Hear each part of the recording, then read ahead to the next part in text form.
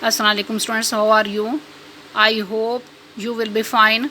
Students, today I will teach you English topic finite and non-finite verbs. Students, now let us start. Finite verbs. Finite mean महदूद. A finite verb must have a subject. एक finite verb के जुमले में subject ज़रूरी होता है. It is the main verb in an independent clause or a sentence. ये एक आज़ाद क्लाज या फ़िक्रे का मेन वर्ब होता है. Finite verbs give information about gender, person, number, tense, aspect, mood and voice. Finite verbs जिन्स, शख्स, तादाद, ज़माना, पहलू, कैफियत और हालत के बारे में मालूमात देते हैं. इन अदर वर्ड्स, दूसरे अल्फाज में, finite verbs are those verbs. Finite verbs वो वर्ब्स होते हैं विच आर चेंज्ड, जो कि तब्दील हो जाते हैं. If their subject or tense is changed, अगर इनके सब्जेक्ट या टेंस को तब्दील किया जाए. For example, he is writing. In this sentence, word writing is a finite verb. This finite verb is changed according to the subject and tense, and this sentence shows present continuous tense. Next example, they have written. In this sentence, word written is a finite verb.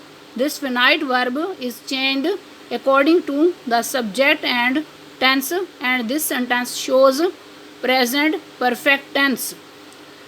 Next example, he writes. In this sentence, word writes is a finite verb. This finite verb is changed according to the subject and tense, and this sentence shows present indefinite tense. Next example, they write. In this sentence, word write is a finite verb. This finite verb is changed according to the subject and tense, and this sentence shows present indefinite tense. Next topic is non-finite verbs. Non-finite mean लामहदूद.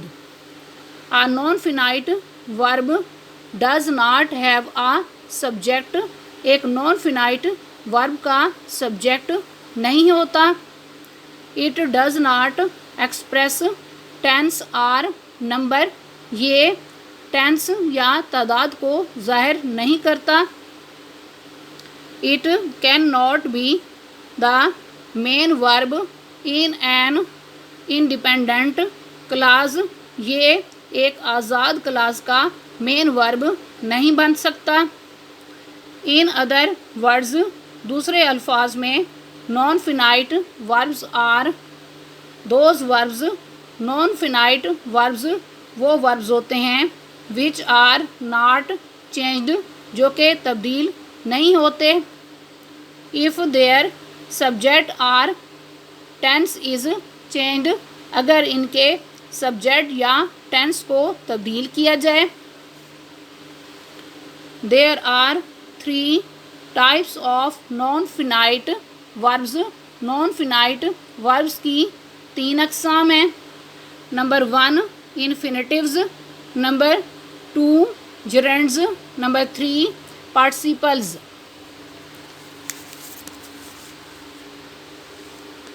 Number 1 infinitives.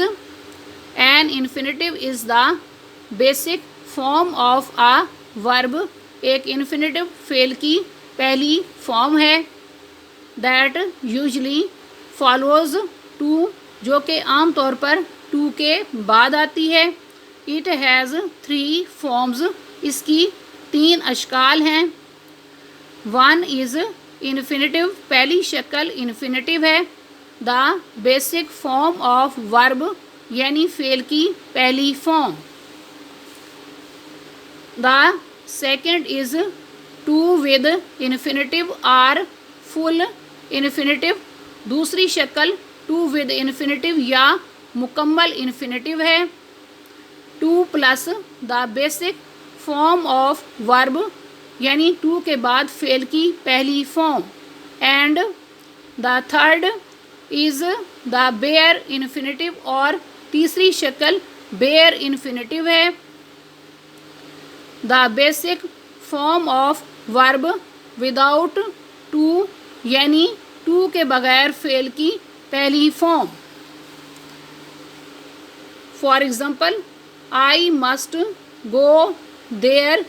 In this sentence word go is an infinitive यानी फेल की पहली form. Next example I play football. In this sentence word play is an infinitive यानी फेल की पहली form. Next example I want to go there. In this sentence to go is to with infinitive यानी to के बाद फेल की पहली form. Next example he went to sleep. In this sentence to sleep is to with infinitive यानी to के बाद फेल की पहली form. Next example he made me stand. In this sentence word stand is bare infinitive यानी to के बगैर फेल की पहली form. Next number 2 gerunds। When ing form works like a noun. जब ing फॉर्म नाउन की तरह काम करती है। It is termed a gerund। इसे gerund कहा जाता है। For example I enjoy cooking. In this sentence word cooking is a gerund। Next example painting is my hobby. In this sentence word painting is a gerund।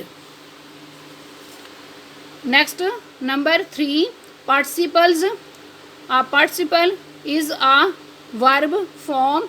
एक participle verb form है used as an adjective to modify nouns and pronouns, जो कि nouns और pronounce को modify करने के लिए इसम सिफ्त के तौर पर इस्तेमाल की जाती है।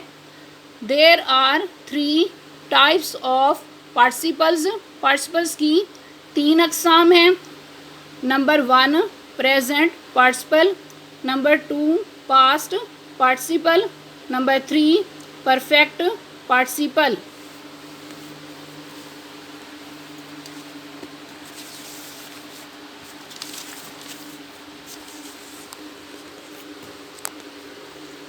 Number 1 present participle.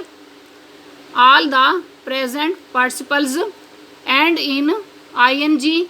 तमाम प्रेजेंट पार्टिसिपल्स के आखिर में ing आता है। एज आ वर्ब बतौर एक फेल के। It is used to show the continuous aspect of a tense. ये एक टेंस के जारी पहलू को जाहिर करने के लिए इस्तेमाल किया जाता है। For example she is teaching me. In this sentence word teaching is the present participle. Present participle with helping verb is shows present continuous tense. Next example I was reading a novel। in this sentence word reading is the present participle with the helping verb was shows past continuous tense। next example she will be waiting for you। in this sentence word waiting is the present participle with the helping verb will be shows future continuous tense। present participle is also used as an adjective in a sentence। present participle को फ़िक्रे में इसम सिफ्त के तौर पर भी इस्तेमाल किया जाता है। For example this is an interesting book. In this sentence, word interesting is the present participle. Here present participle is used as an adjective. Next example, I like smiling faces. In this sentence, word smiling is the present participle. Here present participle is used as an adjective. Next, number 2, past participle. It is a form of verb. ये एक form of verb है used for forming perfect and passive voices, जो कि perfect और passive voices बनाने के लिए इस्तेमाल की जाती है. In case of regular verbs की सूरत में इट एंड्स इन ईडी, इसके आखिर में ईडी आता है. That is tired, injured, allowed, etc. यानी टायर्ड, इंजर्ड, अलाउड वगैरह. In case of irregular verbs की सूरत में इट टेक्स वेरियस फॉर्म्स, ये मुख्तलिफ अशकाल अख्तियार करती है. दैट इज़ बाट, डन, रिटन, ईटीसी. यानी बाट, डन, रिटन वगैरह. For example, he has tired. In this sentence, word tired is the past participle. Past participle with helping verb has shows perfect tense. Next example, they have gone. In this sentence, word gone is the past participle. Past participle with helping verb have shows perfect tense. Next example, food is eaten. In this sentence, word eaten is the past participle. Past participle with the helping verb is shows passive voice. Past participle is also used as an adjective. Past participle को इसम सिफ्त के तौर पर भी इस्तेमाल किया जाता है. For example, he knocked at the closed door. In this sentence, word closed is the past participle. Here past participle is used as an adjective. Next example, the girl stood on the broken chair. In this sentence, word broken is the past participle. Here past participle is used as an adjective.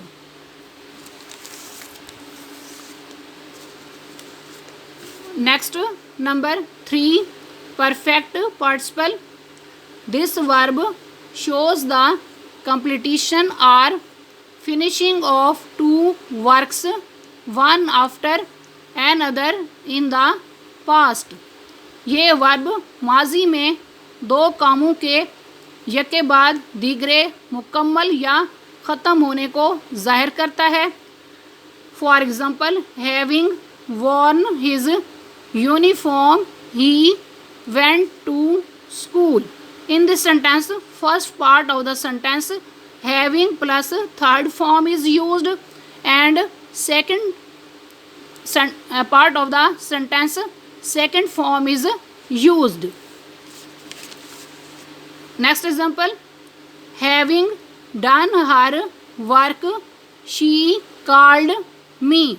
In this sentence, first part of the sentence having plus third form is used, and second part of the sentence second form is used. Both these examples show the completion or finishing of two works, one after another in the past. Students, आज का lecture यहाँ complete हुआ. I hope you will be understood this lecture. Okay, अल्लाह हाफिज़.